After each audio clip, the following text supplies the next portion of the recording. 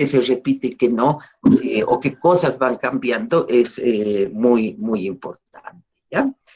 Bueno, otro elemento que también hay que tomar en cuenta son las memorias selectivas. Las memorias selectivas generalmente son memorias de clase, porque las sociedades están divididas en clase, pero también pueden ser memorias étnicas, ¿no? Que son selectivas, que pueden mirar, tratar de mirar ese pasado, el pasado de una clase social, llámese clase obrera o clase burguesa, llámese originario del oriente o llámese, no sé, pues criollo, chuquisaqueño, puede ser selectiva. Es decir, que uno va a privilegiar su memoria, ¿no? Y va a negar las otras memorias. Esto es bien complicado porque cuando existen estas memorias selectivas que tratan de imponer su memoria de las cosas, todavía no estoy hablando de historia oficial, digo, en la sociedad misma, ¿no? Su memoria de las cosas va a tender a eliminar la memoria del otro. Cuando en verdad lo que debería hacerse es un poco tratar de complementar las memorias, bueno, si es que uno quiere consenso o en un país que no haya demasiadas memorias y que se pueda tener algunos sentidos comunes para sentirse una nación unificada, por ejemplo, como lo hicieron los franceses, ¿no? Que eliminaron algunas memorias regionales que les molestaban, como la de los de Languedoc, que siempre habían sido los radicales, los que se levantaban contra la Iglesia Católica, los protestantes, etc. Esa memoria, para generar un discurso más nacional, se la fue aplacando, ¿no? Como que nunca hubiera existido una región tan diferente al resto, que no quería pertenecer a Francia, etc. Pero estas memorias selectivas tienden a ser confrontacionales, ¿ya? Normalmente. La memoria de la clase obrera va a ser confrontacional a la memoria de la burguesía sobre los mismos hechos. La memoria, ¿no es cierto?, de un pueblo mapuche va a ser diferente a la de los chilenos, digamos, mezclados con europeos, ¿no? Sobre acontecimientos, los mismos acontecimientos, pero memorias selectivas normalmente son confrontacionales y de eso hay que tener conciencia, porque ahí hay una pregunta, que ¿con qué pasado yo me voy a identificar? Si yo quiero saber qué pasó en el 52, a mí me importa la memoria de los mineros que tomaron la Plaza Murillo o me importa la memoria del MNR. Tal vez tengan puntos coincidentes, pero podría ser ese un caso, por ejemplo, de una memoria confrontacional. Y mucho más en el caso de una dictadura, ¿no?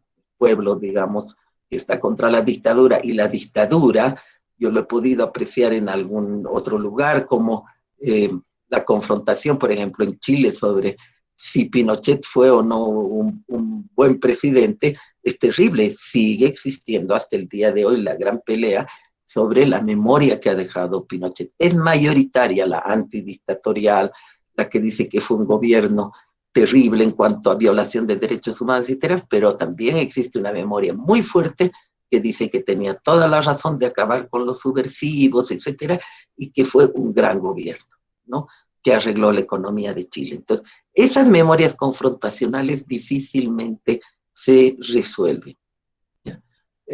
O entre países, ¿no? Entre la Argentina y Chile van a tener lecturas diferentes sobre qué pasó con la Patagonia, si la Patagonia era chilena o era argentina, y eso es muy difícil de cambiar. Ese tipo de memorias confrontacionales hay que abrirlas, hay que tratar de abrirlas un poco para que incorporen también al otro, ¿no? En el conflicto con Chile, por ejemplo, eso deberíamos hacer los dos países. O sea, a nuestras memorias que son muy, muy encerradas, abrirlas un poco y decir, a ver, entender un poco al otro. Pero eso es muy difícil, ¿ya? Es difícil que ocurra. O sea que la memoria también es parte de las luchas políticas. Quien gana políticamente hablando es el que hace que su propia memoria, que no necesariamente es que es falsa, sino que está mirada desde la propia perspectiva, ¿no?, un grupo, de una nación, de una colectividad, de lo que sea, va a ser un poco más, más difícil, como les digo, de cambiar, pero también hay la posibilidad de abrirse por las necesidades o porque el tiempo también corre, ¿no? Y hay cosas que en su momento pueden ser muy confrontacionales y que después ya no lo son. Entonces ahí ese tipo de memoria selectiva puede debilitarse. Bueno, un tema, y ya con eso quizá unos 5 minutos iré cerrando, es la cuestión de los lugares de la memoria. Los lugares de la memoria eh, también pueden ser trabajados. Así como existen de por sí, también pueden ser trabajados.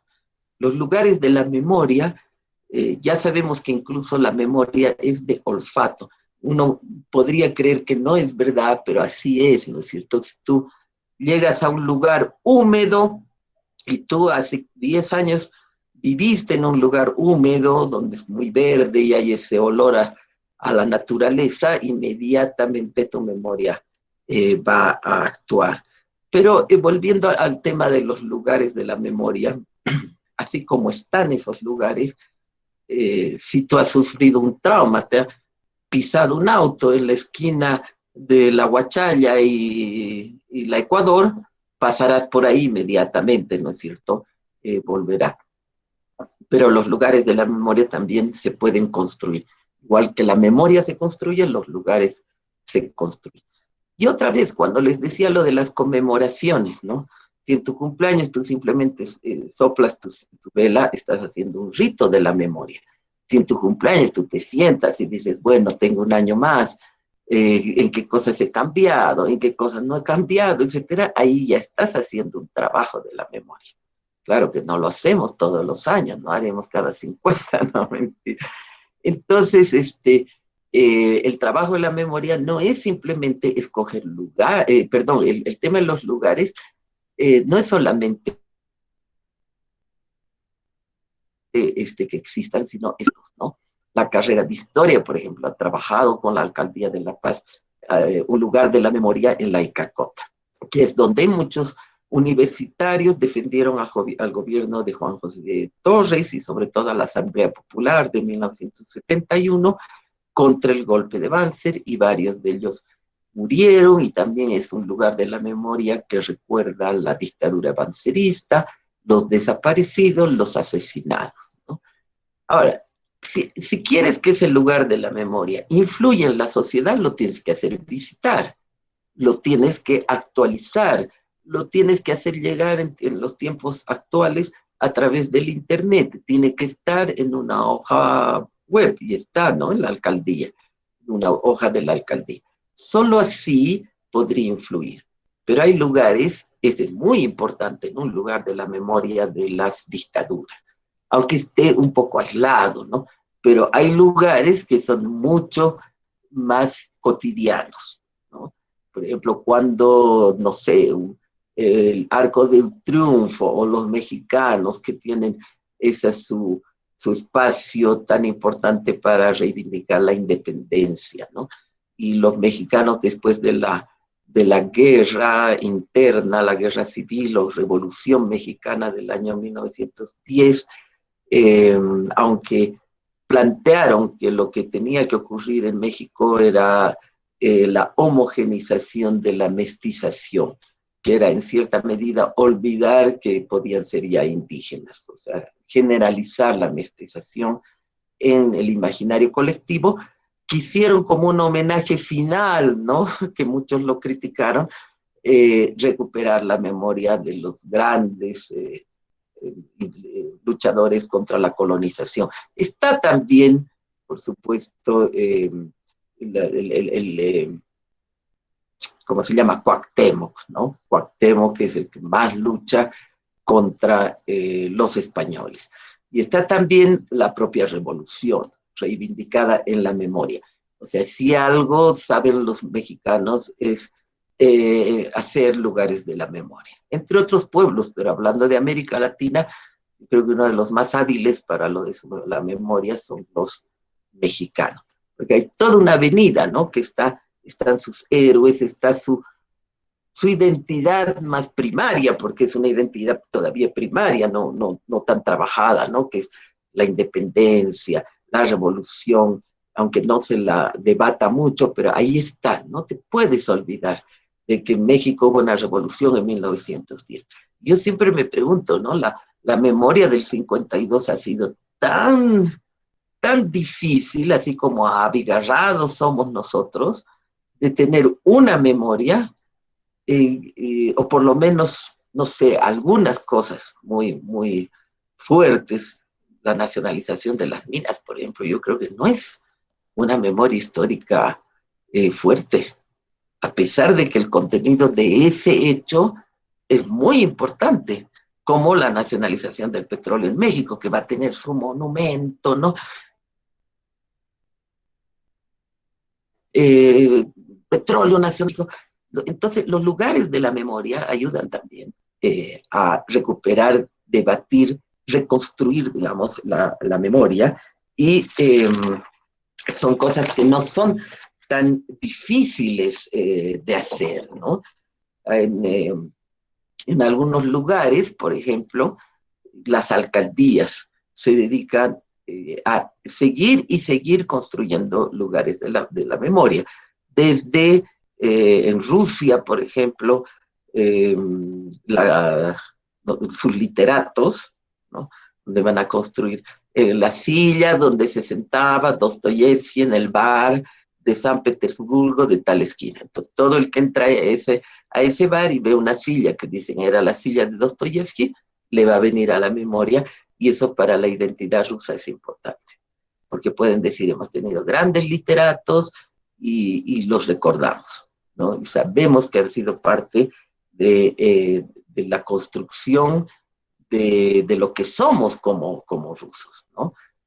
Pero hay cosas más fuertes, que los judíos, por ejemplo, no hay lugar donde haya sido importante su presencia, donde no haya un museo judío del Holocausto, ¿no?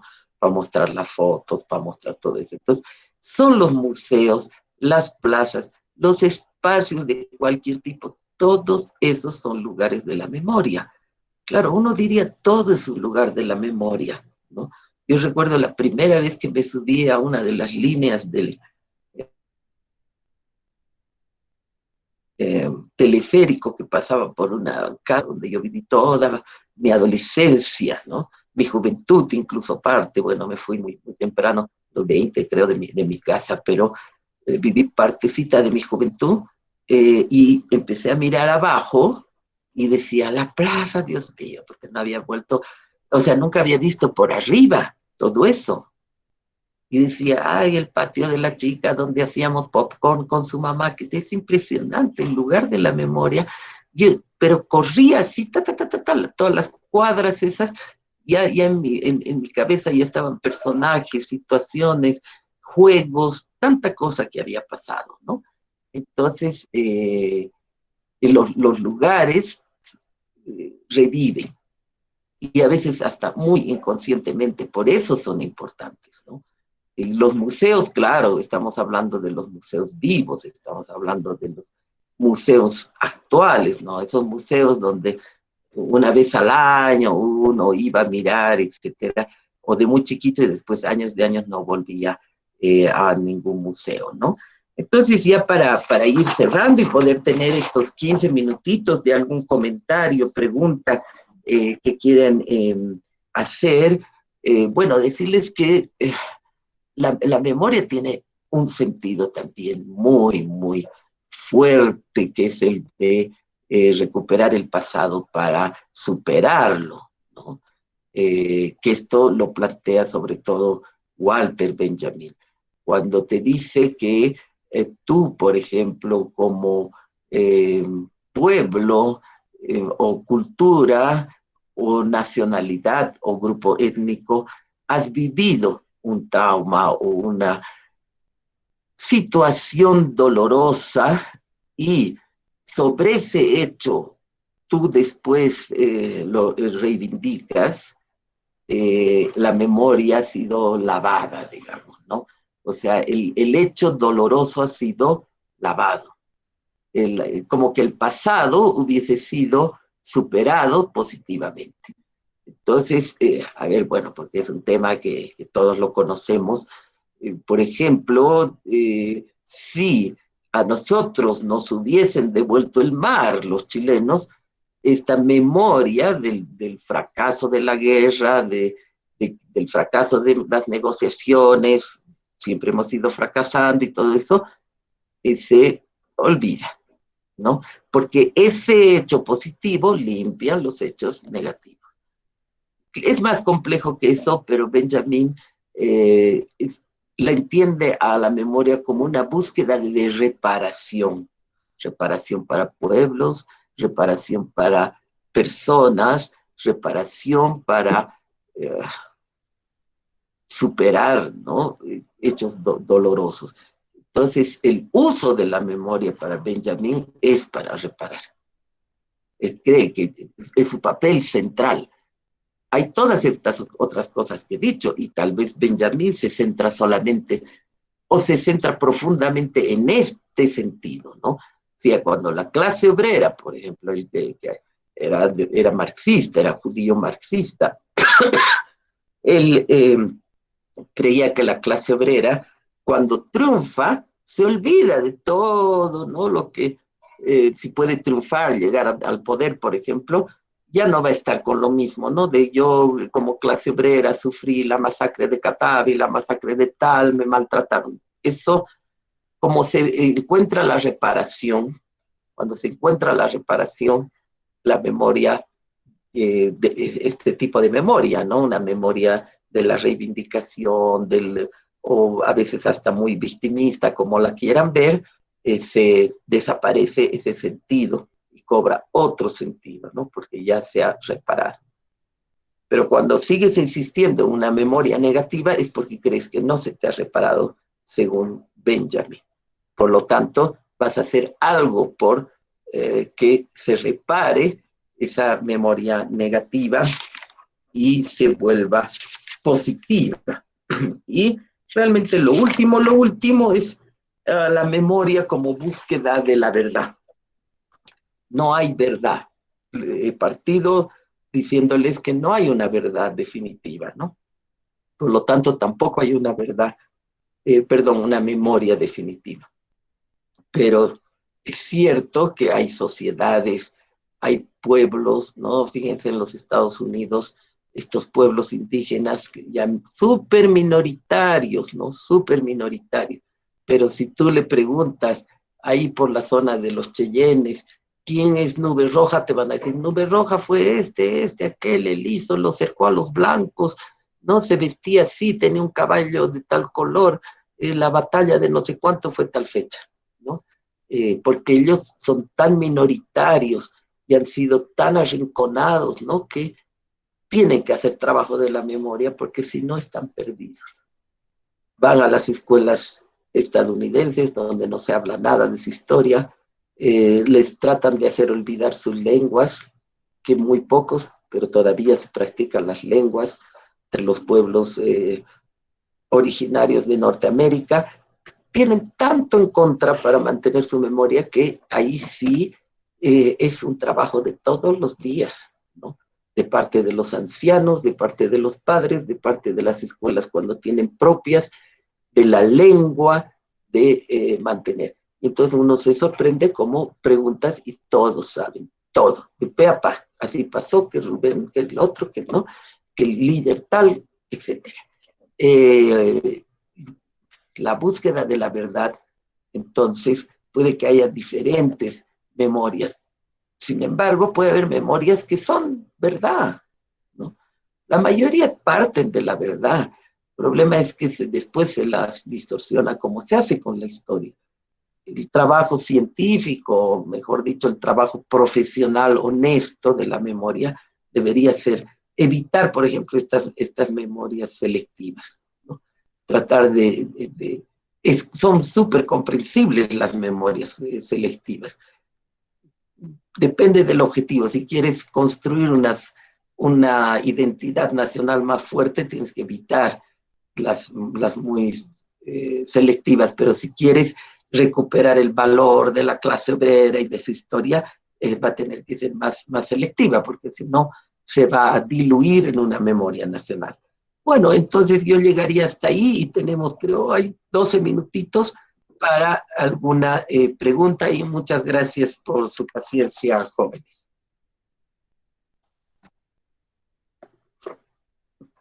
Entonces, ¿alguien quiere preguntar o complementar? Buenas tardes, doctora. Hola, Rafaela.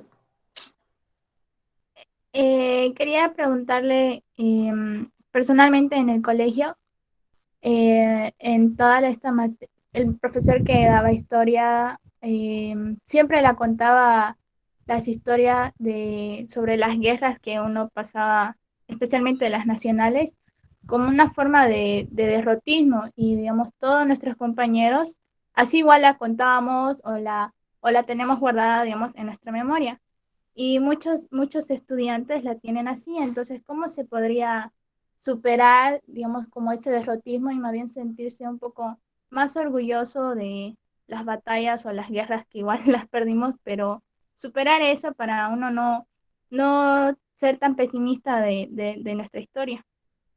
Me parece clave tu pregunta porque no se trata de negar la verdad.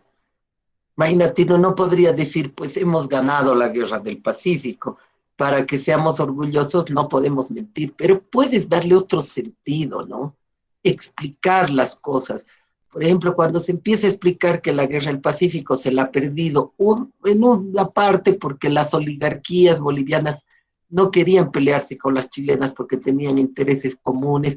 Entonces te vas explicando y no es porque nos escapábamos de las batallas porque éramos cobardes, como algunas veces los peruanos y los propios chilenos nos hacen ver en los libros, ¿no? Que nos escapábamos, que los indígenas no participaron. Y es verdad que no participan por la sociedad racista en la que vivíamos. Entonces, la explicación, tratando de encontrar la verdad, es mucho mejor que estas cosas tan definitivas como que no, perdimos la guerra porque como bolivianos no sabemos defendernos, ¿no?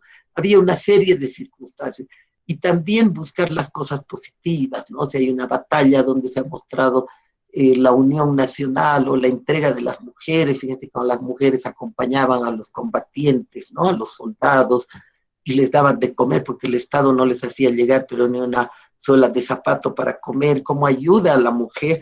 Bueno, esas cosas que van suavizando esta derrota y mostrando el lado humano, los otros lados de la guerra. Pero excelente su pregunta. ¿Alguien más quiere preguntar?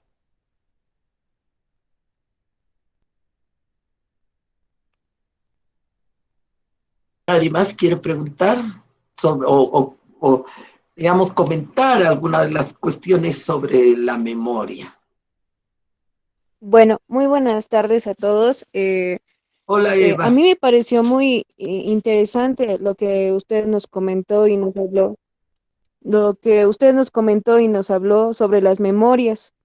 Y sí, me parece muy bien verlo de esa forma, que nuestros, los bolivianos, por parte, eh, esa parte, o sea, nos hacen ver como si no hubiésemos, ¿cómo le podría decir? No hubiésemos hecho nada y así, pero en realidad si lo ves, si encuentras la parte positiva, como usted dijo, sí podemos ver, como dijo, de las mujeres que ayudaron bastante, ¿no?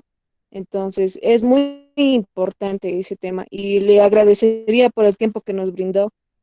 Y es muy No, interesante lo que nos habló sobre las memorias selectivas y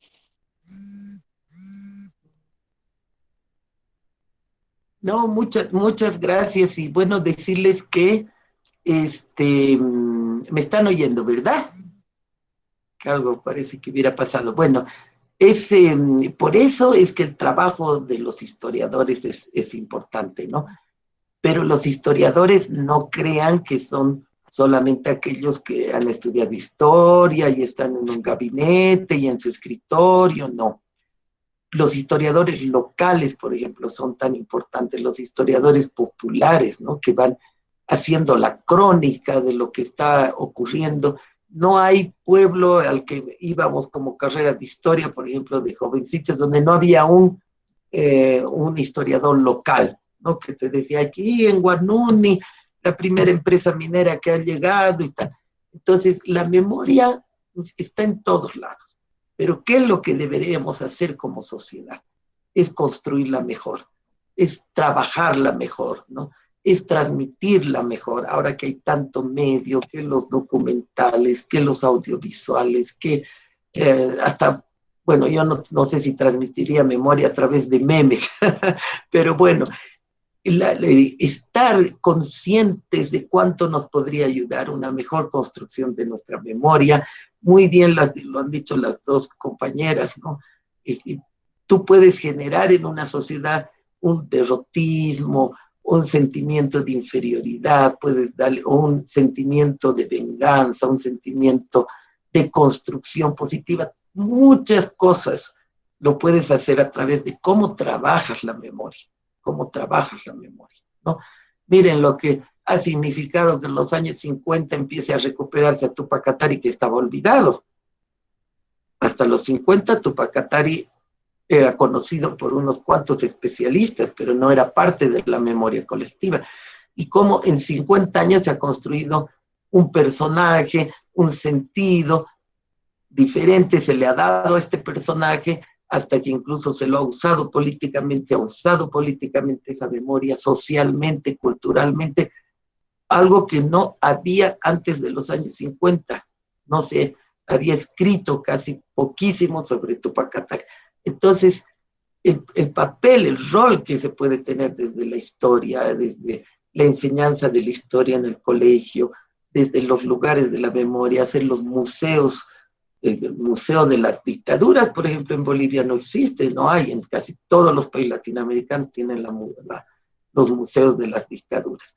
Una preguntita más tendría tiempo, una o dos máximo. ¿Alguien más quisiera decir algo? ¿Algún hombre, pues? Alejo, Aleco. Miguel, ¿no te animas? Nada, licenciada, todo se me ha quedado claro y entendido. Perfecto, me alegra mucho. Buenas tardes. Entonces, bueno, adelante, Rodrigo. Sí, quería consultar en cuanto a la credibilidad de la historia, por cómo las personas, según vayan describiéndolo, lo hacen desde su perspectiva, ¿no? Y cómo uno puede corroborar cosas que están en el pasado y solo hay unas cuantas personas que lo cuentan. Sí, lo de la perspectiva, como les decía, que la memoria es un espacio de disputa, ¿no? De disputa ideológica, de disputa política, de disputa hasta cultural, ¿no? Y todo, o sea, imagínate que eh, se diga sobre los acontecimientos del domingo, eh, ¿cuál versión va a sobresalir? De las interpretaciones de lo que ha ocurrido el domingo en las La más elecciones bolivianas. buena, en verdad. A 10 años, ¿cuál es la memoria que va a sobresalir? ¿Qué me preguntabas? ¿Qué Creo me que decías, Rodrigo? en la gente se va a quedar el de las noticias, medios sociales, es la que más No. recuerdos va a tener. Sí, es posible, pero puede ser mucho más rica esa memoria si hay gente dedicada a trabajar esa memoria y a transmitir esa memoria. Porque lo que puede quedar cuando no hay trabajo de la memoria es lo que tu papá piensa y tú tienes 11 años, entonces todavía no tiene mucho y te ha transmitido. Eras más pequeño, o lo que tus amigos han visto y en ese momento han compartido, han dicho, no, esto es así, que tata, y eso se te queda en la memoria. Pero el trabajo en la memoria es para que una sociedad tenga una memoria más equilibrada, más contundente, digamos, más cercana a la verdad de determinados acontecimientos. O miremos lo ocurrido un año atrás. ¿Dónde hay una memoria? ¿Dónde hay una memoria escrita? Hay un libro que dice esto pasó, pero ahorita tenemos 8.000 memorias diferentes. Perdón, o sea, de acuerdo a dónde estabas, cuál era tu visión, qué posición política tenías, así va a ser tu memoria. Entonces, el trabajo de la memoria es muy importante para ayudar a que no haya esa selectividad de la memoria. No quiere decir que tiene que haber una memoria única. Nunca he dicho eso, porque eso es autoritarismo, eso es hegemonía mal entendida. No, no puede haber una memoria uniformizadora para nada, pero sí unas memorias construidas más verazmente, ¿ya? Gracias.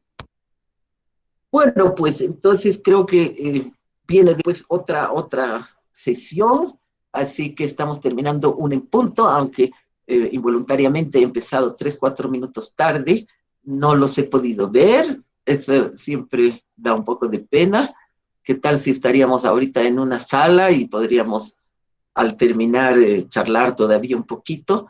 Pero los invito a que como jóvenes, como nuevas generaciones, consideren, reflexionen sobre qué importante es ir recogiendo las versiones, trabajándolas, reflexionándolas, para que en el futuro, ¿no es cierto?, tengamos más claridad sobre cómo pasaron las cosas, qué ocurrieron, por lo menos sobre algunas versiones bien estructuradas, y que no sea una cosa tan nebulosa, ¿no?, que a veces tenemos del pasado. Y puedo asegurarles que hay pueblos, sociedades, culturas, como les contaba, estos pueblos norteamericanos, ¿no?, que trabajan todos los días por la memoria, porque no se escape nada, ¿no es cierto?, a la memoria. Así que, bueno, muy buenas tardes y muchas gracias por haber participado en esta clase. Supe que no la habían difundido a través de algunos medios, sino hasta hace 5 minutos antes de que empiece, pero no importa, lo importante es que ojalá a todos ustedes, con esta y las siguientes sesiones que van a tener, se les abra mucho más el interés por el rol de la memoria, porque juega un papel en el presente y lo juega mucho más allá de lo que nos imaginamos, mucho más importante de lo que creemos es el pasado, la memoria y la historia. Buenas tardes, que les vaya muy bien. Buenas tardes a todos. Muchísimas gracias.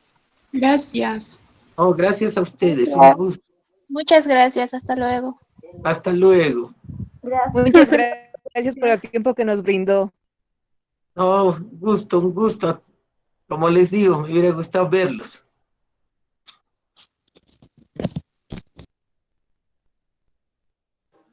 Quisiera agradecerle porque me pareció muy importante la charla. Muchas gracias, Rafaela.